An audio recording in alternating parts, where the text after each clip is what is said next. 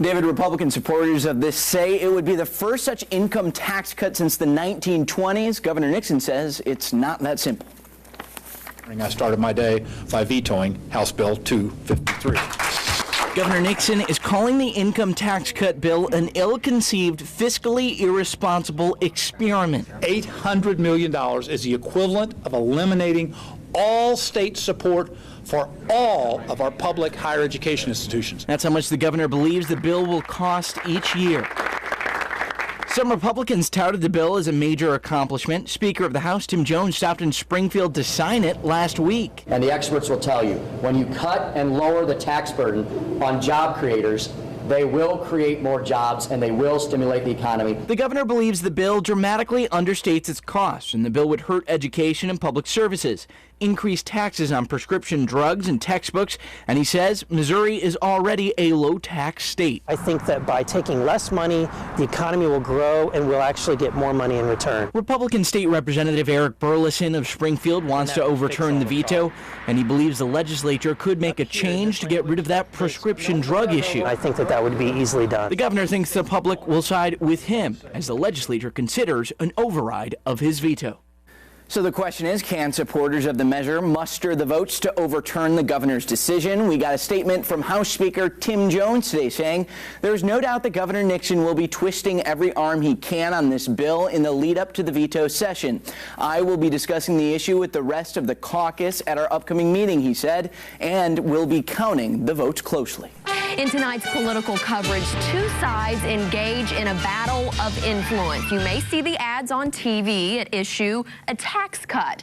The Missouri legislature passed it, and Governor Nixon vetoed it, saying it's flawed and will cost too much. Kevin Schwaller takes us into this political fight that's getting hotter as the summer goes on. Ashley, supporters are calling the bill the first income tax cut in Missouri in nearly 100 years. It was one of their most touted accomplishments. Now, one side with big money and another with big names are entrenching with the final showdown in Jefferson City in September. That's this year's veto session, and the outcome could depend on as few as 3 votes. Have this veto sustained. Governor Jay Nixon is pushing to keep his veto and defeat a tax cut bill. I think especially as you look at how significant some of the potential cuts would be to necessary services. I mean, the schools and the millions of dollars they would lose. The governor has problems with the bill and says it comes with an $800 million price tag each year. On the governor's side, it's the Coalition for Missouri's Future. It's made up of nearly 50 organizations, including the Missouri School Boards Association, AFL-CIO, and the Service Employees International Union. On the other side, Grow Missouri and partners are responsible for these ads. Because we need to grow our economy, not the size of government. What's even more frustrating, Missouri's governor recently vetoed the state's... Grow Missouri has about a dozen partners, including Americans for Prosperity, the Missouri Restaurant Association, and the Missouri Chamber of Commerce. It almost feels like 6 million Missourians against 1 billionaire. So I like our side of that debate. The big backer of Grow Missouri is financier and philanthropist Rex Singfield. He's invested $1.3 million in the organization so far. He's given donations to other groups such as the Missouri Chamber on top of that. The treasurer for Grow Missouri says he's not aware of any ads from opponents of the bill. However, he says the governor is still able to get his message out. You know, he's been able to use the bully pulpited governor as his, advertising. Reducing taxes is the right thing to do, the smart thing to do. We asked House Speaker Tim Jones if this could come down to 3 or 4 votes. Only 3 Republicans voted against this bill during session. So if you're just looking at those numbers, that would probably be accurate. At its base, this comes down to money, philosophies, and a bill. Ultimately, though, it comes down to September and what the legislature decides to do. The treasurer for Grow Missouri, Aaron Willard, says the group and partners have ads running in markets across the state, and he hopes that will continue through the September veto session. And Governor Nixon has already withheld $400 million from the budget in case the legislature overturns the veto. The Speaker of the House accuses the governor of fear-mongering and scare tactics. A plan to lower your taxes raises questions about what's best for Missouri. Good evening, I'm Ashley Ketz. Thanks for staying up with us tonight. Supporters of House Bill 253 claim it will lower Missouri's income tax and help businesses. The Missouri legislature passed the bill, then Governor Nixon vetoed it, saying that it's flawed and will cost too much. The fight is now playing out on the air and in stops throughout the state, leading to this year's veto session starting September 11th. New tonight, Kevin Schwaller shows a couple of other big names who are throwing their weight into this conversation. Ashley, those are the Springfield Area Chamber of Commerce and Texas Governor Rick Perry, and they're taking opposite sides.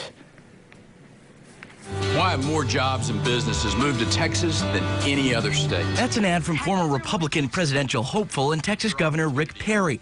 It's airing in Missouri. He's touting Texas tax policy. And then there's this radio ad. Unfortunately, your governor vetoed a bill that would have lowered taxes and controlled wasteful spending, making Missouri more competitive. It calls out Governor Nixon. It's the latest development as two sides try to win influence ahead of the veto session. It attempts to solve a problem that doesn't exist. I mean, the schools and the millions of dollars they would lose. Governor Nixon says the income tax cut bill is wrong for Missouri, with multiple stops in the Ozarks in the last month. He points out it does more than just cut this tax. And the overwhelming response was that the chamber should take a position in opposition to the bill. The executive vice president of the Springfield Chamber of Commerce, Rob Dixon, says local businesses are supporting the governor's veto. Frankly, it creates that uncertainty as businesses are trying to recover from the recession and grow again. That bill and the underlying flaws in it really lead to a sense of uncertainty that they can't deal with. That's a 180 from the Missouri Chamber. We firmly believe in this legislation. We've actively lobbied for it. The statewide chamber also points to the governor restricting $400 million from the budget in case of an override, citing what the governor calls the significant costs of this bill. As far as the cost for Governor Perry's ads, the Texas Leader's Office says a group made radio and TV ad buys totaling more than $200,000. Texas One paid for the ads and will be paying for an upcoming trip for Governor Perry to the Show Me State. The group is a kind of public-private partnership focusing on marketing Texas as a good place for business. Thanks, Kevin. The group pushing to override the governor's veto is welcoming Governor Perry to Missouri next week. The event, again, will be on Thursday, August 29th. That's at the Doubletree Hotel in Chesterfield near St. Louis. It will run from 5 to 7. Organizers say the theme will be pro-growth tax policies. You're probably already familiar with Governor Perry. He was a Republican presidential candidate in 2012, and he is the longest-serving governor in the Lone Star State. He announced last month that he would not be running, though, for governor again, fueling speculation that he may try again in 2016 for the presidency. The executive director of a group supporting this veto says, quote, as we near our legislature's special veto session, Governor Perry's insights could not be timed any better and will serve as a wake-up call for all Missourians to give serious thought to what we want the future of our state to look like. Governor Perry is also facing criticism. Missouri's Secretary of State Jason Kander, a Democrat, wrote a pointed letter to the Texas governor saying in part, simply poaching jobs from one state and bringing them to another doesn't grow our nation's economy. So I hope you'll reconsider your efforts and instead look at new ways to cultivate industries and companies in Texas rather than just trying to steal other states' successes. A group pushing for an income tax cut in Missouri is making its case in Springfield. The tax cut bill is the subject of a political fight, and today a coalition called Grow Missouri stopped in the Ozarks to spread its message. Kevin Schwaller, this is all leading up to a veto session next month. Yeah, that's right, it is. The legislature passed House Bill 253. Supporters of the bill, like Grow Missouri, say it will lower taxes and help business. Governor Nixon vetoed the bill, saying it's flawed and it's going to cost too much. We taught school in California for 30-something years. Then Lauren and Marilyn Wren retired in the Ozarks. The more money the government has, the bigger the government gets. We sat down with Wren at a meeting for Grow Missouri. It's the coalition trying to override the governor's veto of the income tax bill. One of the projections they use... Turns out, Wren still has a knack for teaching. And the more I give the government, the less I can give to Sam, who owns a store, or Bill, who owns a gas station, or, you know. Just the way it is. And a good example. And that's a simplified version of the message here. Grow Missouri believes House Bill 253 will lower income taxes and help business. Our economy needs this shot in the arm. We know that everywhere this has taken place, that income taxes cuts actually stimulate the economy. Grow Missouri made about 12 stops in the last week, and it plans to continue traveling leading up to the veto session. Opponents say the bill would hit revenue, and the Springfield Area Chamber of Commerce also recently opposed the bill. That bill and the underlying flaws in it really lead to a sense of uncertainty. Governor Nixon is warning of the bill's possible effects on schools and other groups. How significant some of the potential cuts would be to necessary services. Rent doesn't buy the governor's message, and Grow Missouri wants those attitudes to pressure lawmakers as the veto session approaches. And that veto session starts September 11th. Carl Bearden with United for Missouri believes it could come down to a handful of votes. The governor is restricting $400 million from the budget to prepare for possible revenue losses if the override happens. Kevin, thank you. New at 10, Texas Governor Rick Perry will get a colder welcome along with cooler temperatures. Missouri Governor Jay Nixon and Democrats are blasting Governor Perry ahead of his visit to the Show Me State tomorrow. Kevin Schwaller found critics are claiming Governor Perry is trying to steal jobs from Missouri. State leaders in places like California have also criticized Governor Rick Perry in the past for the same reason. Here in Missouri, Perry is running ads promoting Texas. Tomorrow, he's meeting with the Missouri Chamber of Commerce and a group trying to overturn one of Governor Nixon's vetoes. You can listen to the ads and counter ads and decide for yourself. And as for the governor of Texas, he'll learn. You don't mess with the folks here in the Show Me State. Pointed words from Missouri Governor Jay Nixon. You may have heard that Governor Rick Perry of Texas is trying to get attention for himself by taking shots at Missouri.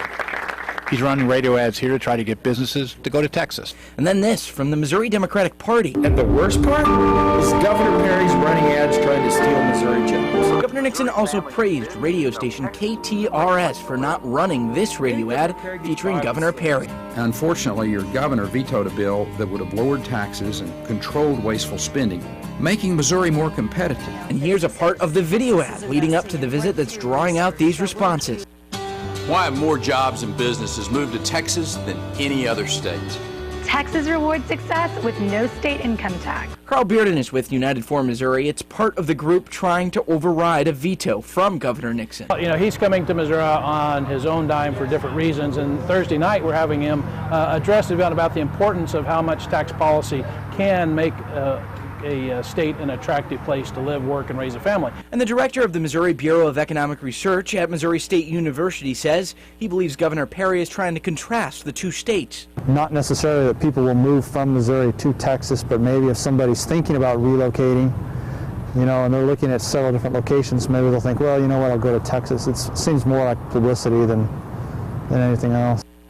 And if you want to see more of these ads or to see what each side is saying about the income tax cut bill entwined in all this, you can find the links on our website, ozarksfirst.com. Finally today, we flushed Attorney General Koster out, and he came out and parroted Governor Nixon's talking points. And in fact, strong words at 10 tonight from Missouri's Speaker of the House. Good evening, everybody. I'm David Oliver. The sparring is over a veto of a bill aimed to cut Missouri income taxes. It's our political coverage here at 10 tonight. The legislature passed the tax cut bill, and the governor vetoed it. He says it's flawed and will cost too much of your money. And tonight here at 10, we're going to show you what Missouri's Attorney General Chris Koster is saying now to inspire those words from Speaker Tim Jones. We'll also look ahead at what this bill could mean for your wallet. We will also show you what Texas Governor Rick Perry had to say in his Missouri stop today.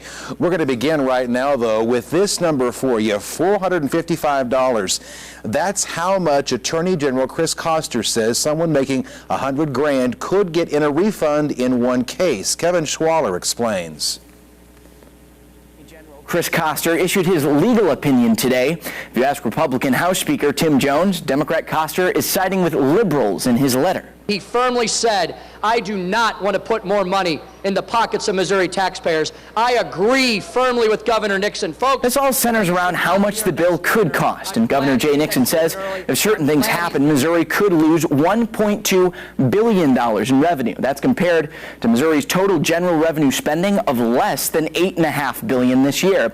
Now that 1.2 is based on if certain cuts in the bill kick in because the federal government passes something called the Marketplace Fairness Act. So if that all happens, the governor's office believes the law would require all of us to be able to get refunds for 3 years of taxes based on those cuts. Now, those refund checks might not sound too bad. Still, it's the possible costs like that that are driving the governor to talk about cuts to schools or other services. Credit rating agency Standard & Poor's admits finding a way to correct for $1.2 billion in losses could be politically difficult. We spoke with Carl Bearden with United for Missouri. He stands on the side of Speaker Tim Jones and wants an override. Here's what Bearden said about this issue earlier this week. The problem with the $1.2 billion, whether the governor's saying it or whether Standard & Poor's saying it, it is unconstitutional.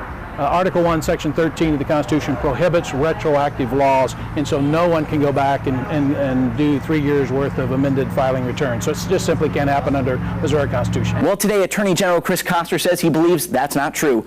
Koster cites a case explaining that part of the Constitution is meant to protect citizens and not the state, and that the way the law is written, those refunds could in fact happen. This veto override is about the future of this state.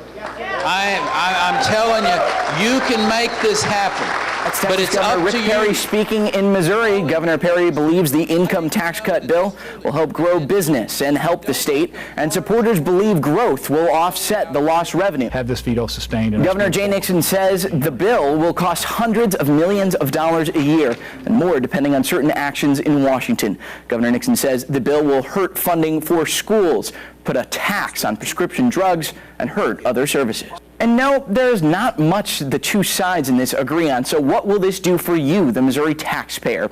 Well, this is a table from James R. Moody & Associates. It's a consulting firm out of Jefferson City. State Democrats are citing these numbers. Now, you can see here in year one, a family of four making nearly $50,000 a year would have $6 back under these cuts. That's right, 6. A family of 2 making $500,000, this is in business income, would get a cut of $2,400. So here's why that is. House Bill 253 will phase in a 0.5% income tax cut. Then there is a part that will cut the corporate income tax from 6.25% to 3.25%. It would also allow an individual income tax deduction for business income of 50%. All these are phased in over 5 to 10 years. We reached out to hear from Speaker Jones or Grow Missouri about the numbers we showed you tonight. We have not yet received a call back. We did, however, find a post from United for Missouri taking issue with some of the numbers Moody came up with in a previous report. He is the same person behind the chart we showed you.